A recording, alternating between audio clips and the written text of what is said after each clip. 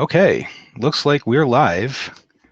Welcome to all the attendees that we have right now, and a special welcome to anybody who's joining in after I am, who can't hear this greeting message.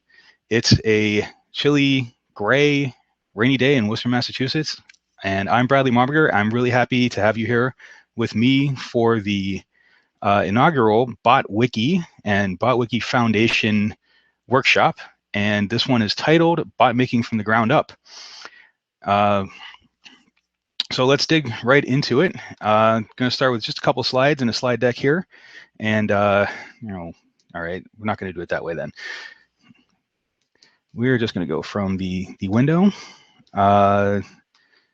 Just as a quick overview of what's going to happen in the next, I would say probably 90, 120 minutes, is that I'm going to present a little bit, and then in each successive round of units, there will be 3 of them. We'll be using a different set of tools, and we'll be creating a Twitter bot.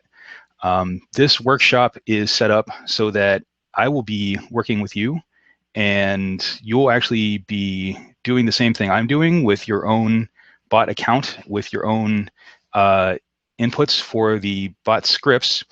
And I have over to my left here a Q&A window open up. So if you have any comments, they should actually show up on my screen. I'll be able to answer questions as we go along.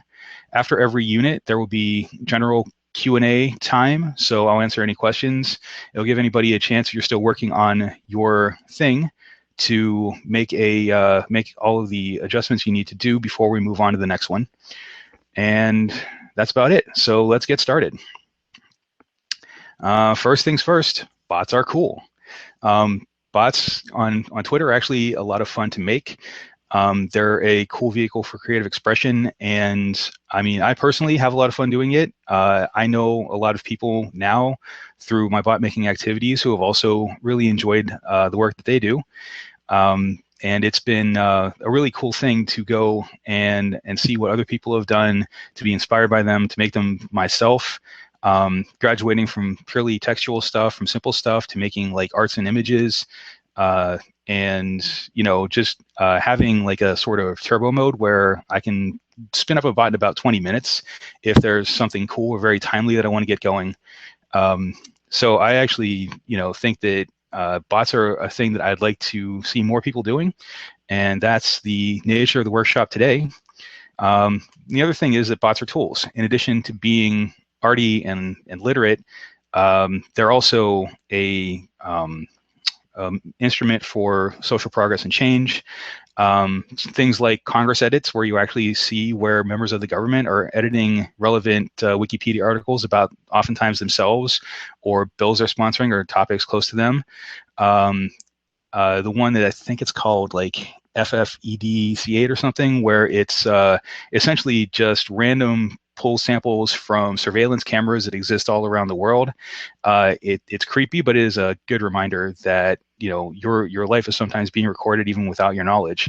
So there's a lot of ways in which you can have fun with bots. You can actually say something extremely expressive with them. And we're going to focus a little bit more on the first one today, because it's, I think, a little bit easier if you just start with things that are fun first, before you really get into the meat of things. So what we're going to focus on today is making Twitter bots. So essentially automated scripts that post to Twitter via the API. We're going to have a focus bent on bots that are already literate and fun, as I mentioned before. And we're going to go with the tools that make bot making the easiest. These are all freely available on the internet, but I've tried to curate and collate a selection of them for you so that we can have an easy setup to our unit and make everything get set up as fast as possible and with the minimum amount of programming or design on your own. But importantly, what is not our focus is chatbots. I know that there's been a lot of industry hoopla about having conversational AIs that you might be able to converse with on Facebook, or perhaps Instagram or Snapchat, and get a response to things that you're saying.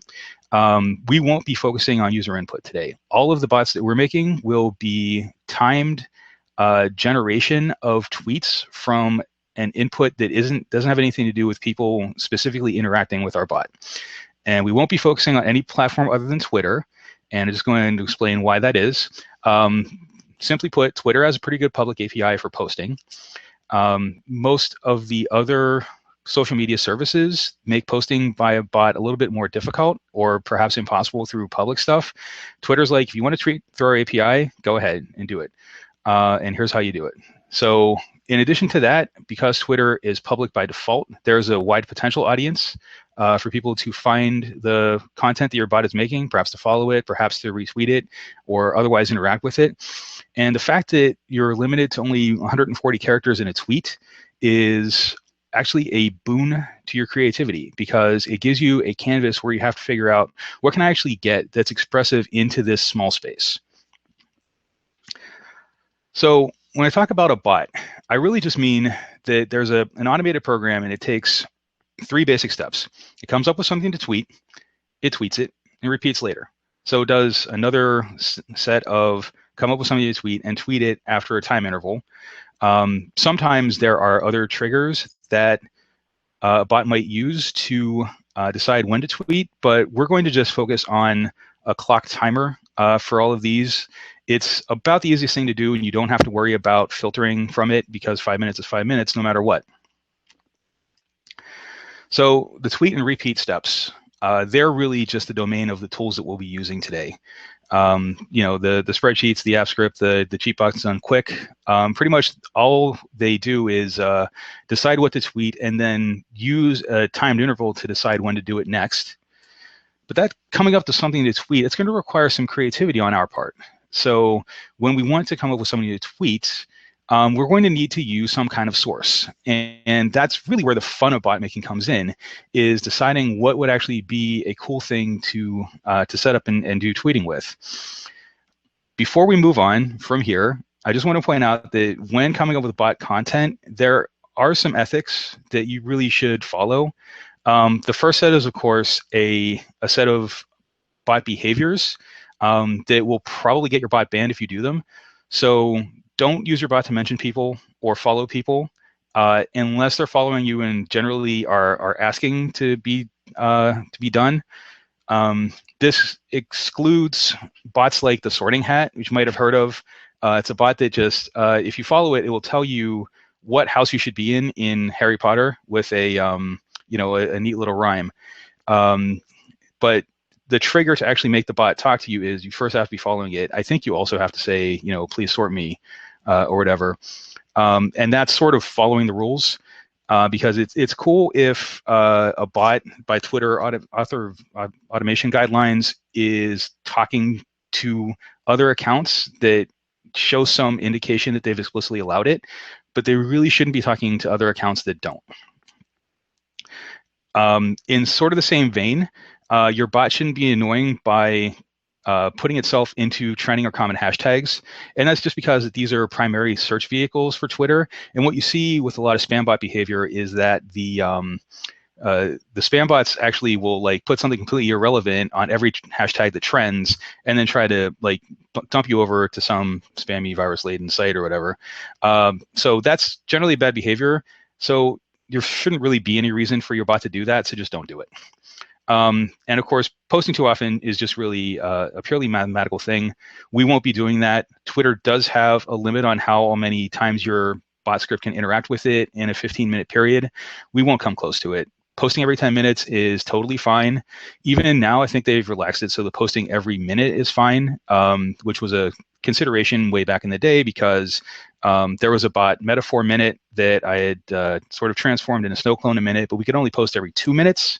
That's not even a problem anymore. But don't try and post 100 things a minute because your bot will be banned by Twitter pretty quickly. And we don't want that to happen. Second thing is, please have your bots, even though they're not human, have some human ethics. So, if there are marginal groups, if there are people you're punching at, please, please, please do not spew hate at them. Do not target them. Do not incite other people to do the same. It is just a terrible thing to do, and automation makes it easier to do it at a rate that just can't be dealt with by people, which is why, be cool is a very good thing to do here. What we're going to be doing today, at least in my demonstrations, isn't going to make anybody feel bad, except maybe in Unit 2, because I intend to make a generator for hamburger orders, which could be possibly offensive to vegetarians, but I'm sorry. I'm just doing things the way that I want to do this, and I think it'll be entertaining in the end, especially because no actual animals will be harmed in the making of the burger order. If you want to read more about bot ethics, please go to botwiki.org and look at the bot ethics section. There are some very good primers there, and there are a bunch of articles. A lot of them are dealing with the fallout for when Microsoft tried to make that chatbot AI that people just turned into a Nazi, more or less. A lot of it followed from that. Some of it is definitely before that time, though. But it would be a good idea if you're going to be making a lot of bots to just understand what other people have gone through already so that they can tell you what not to do. It would be a very good idea. So that said, that's just the one disclaimer. Let's move on and talk about some of the places where we can get bot content. So here we have pretty much the 4 basic places where you can get your Twitter bot content.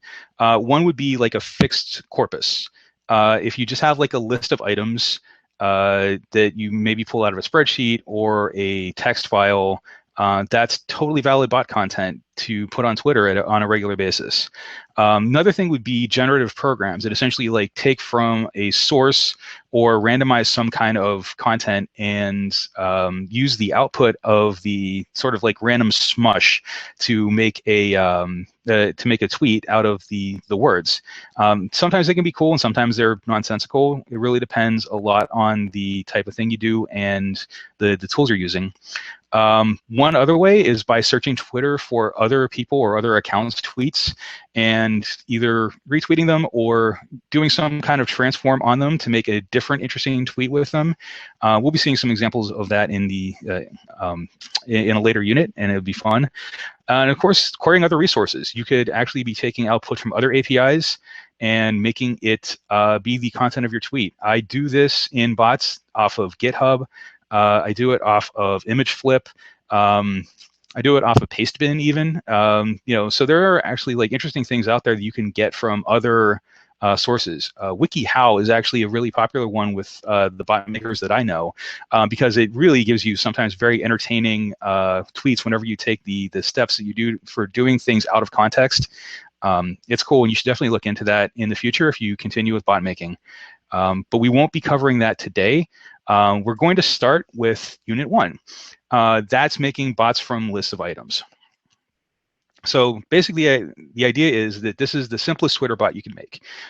You have a list of something you want to tweet, and you tweet it in order, and that's it. If you have an endpoint to it, then that's your bot just stops posting afterwards. And if there's some way that perhaps there's like more content being generated for it later, maybe you do it manually, maybe you like have some other mechanism by which you're adding content. It's it's still like a valid way of making tweets with a bot. But you can actually make some really impressive stuff if you have a great corpus. And of course, your example of this is Everyword. Everyword, which was Alison Parrish's bot, which started in, I think, 2007 and posted a word from the English language every half hour for 7 years, and then finally finished in 2014. Became extremely popular just because it's sort of absurd because, I mean, obviously, like, who's the authoritative dictionary on the English language? But also, I mean, like, why are you tweeting a word?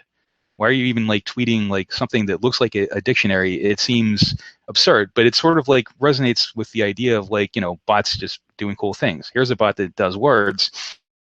And it's really spawned a lot of